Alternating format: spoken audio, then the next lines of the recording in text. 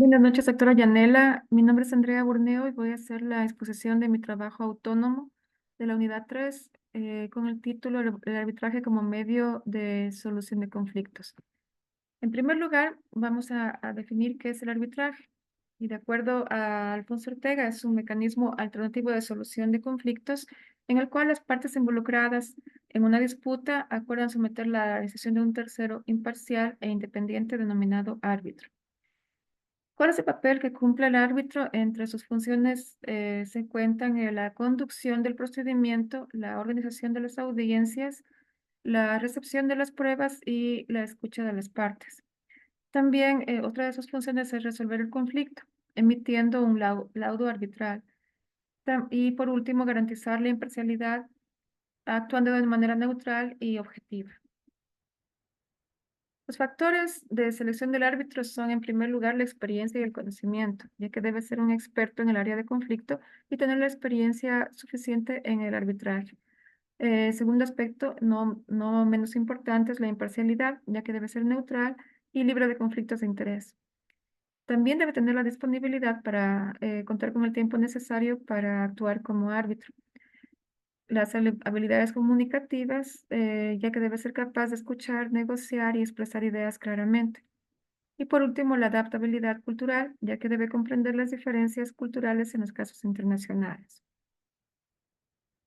Como cuarto punto, vamos a ver las características del árbitro. Este debe ser imparcial e independiente, debe ser, contar con la experiencia y la especialización necesaria, la capacidad de análisis, la discreción y la confidencialidad, integridad y disponibilidad. Como quinto punto, vamos a hacer una revisión de los tipos de arbitraje. Entre ellos tenemos el arbitraje de derecho o en equidad. Esta distinción se puede aclarar con las siguientes definiciones. El arbitraje de derecho es aquel en el que se aplican la aplicación de las normas jurídicas sobre el caso concreto. Estas normas podrán ser designadas por las partes. Si no lo hicieran, el árbitro podrá elegir el derecho aplicable. Esta modalidad funciona como una norma general. Si es escogida, el árbitro deberá ser un jurista. En el arbitraje de equidad, el arbitraje supone eliminar la aplicación de las normas para que el caso sea regido por el principio de la buena fe y por la razón del árbitro, que no tiene necesariamente que ser un jurista. La equidad no otorga carta blanca al árbitro también. Eh, Vamos a ver, perdón. También tenemos entre estas distinciones el arbitraje ordinario y especial.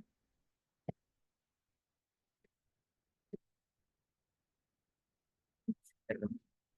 El arbitraje ordinario es aquel que no está regido por ninguna regla especial y siéndole la ley de arbitraje la que le corresponde. En cambio, el arbitraje especial está regido por una norma diferente según su materia. Aquí vamos a ver que se dividen en diferentes subtipos. Por ejemplo, el arbitraje de inversión, de transporte. El arbitraje de inversión es aquel en el que la solución a los conflictos se da solución a los conflictos contra un Estado, se regulan en acuerdos para la promoción y protección de inversiones. El arbitraje de transporte, podemos decir que al no incluirse esta materia en la ley de arbitraje, se crean tribunales arbitrales de transporte en la ley de ordenación de transporte terrestre. También está el arbitraje industrial, en el que se prevé el arbitraje en las cuestiones relacionadas con los derechos que reconoce la ley, excepto en cuestiones relativas a los procedimientos de concesión, oposición o recursos. El arbitraje estatuario es aquel que prevé introducir una cláusula de sumisión a arbitraje para los conflictos que se susciten estableciendo la impugnación de acuerdos sociales mediante el arbitraje. También tenemos el arbitraje de consumo. Eh, este arbitraje institucional de resolución extrajudicial de carácter vinculante y ejecutivo para ambas partes en conflictos entre consumidores o usuarios y empresas o profesionales.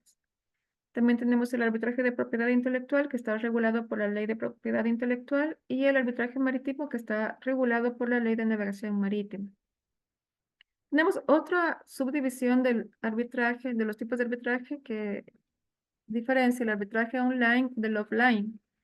El arbitraje puede manifestarse tanto en forma electrónica como tradicional. Respecto a la variante online del arbitraje, se define como todo arbitraje es realizado íntegramente por medios electrónicos. No es necesario que el objeto del arbitraje sea online, sino su sustentación, aunque sí requerirá un acuerdo entre las partes para que el procedimiento sea online.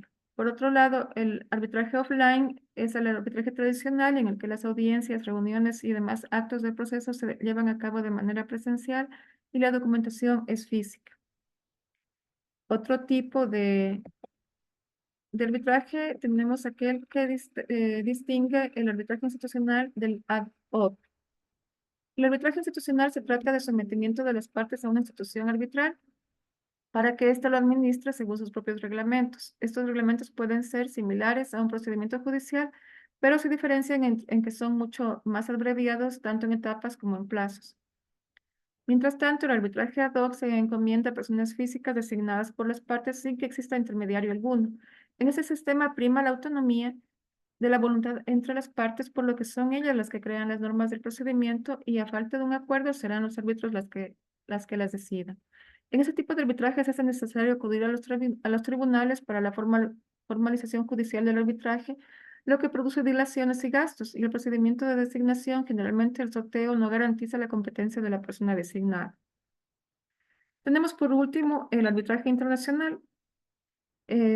Para que se considere como tal, debe cumplirse ciertas condiciones, entre ellas que en el momento de la celebración del convenio arbitral, las partes tengan sus domicilios en estados diferentes. Que el lugar del arbitraje esté determinado en el convenio arbitral o con arreglo a esto. También que el lugar de cumplimiento de una parte sustancial de las obligaciones de la relación jurídica de la que diname la controversia. Y por último, en tercer lugar, el lugar con el que esa tenga una relación más estrecha esté situado fuera del estado en que las partes tengan sus domicilios. Una tercera condición es que la relación jurídica de la que diname la controversia afecte los intereses del comercio internacional. Ese sería todo el trabajo, doctora. Le agradezco mucho por su atención.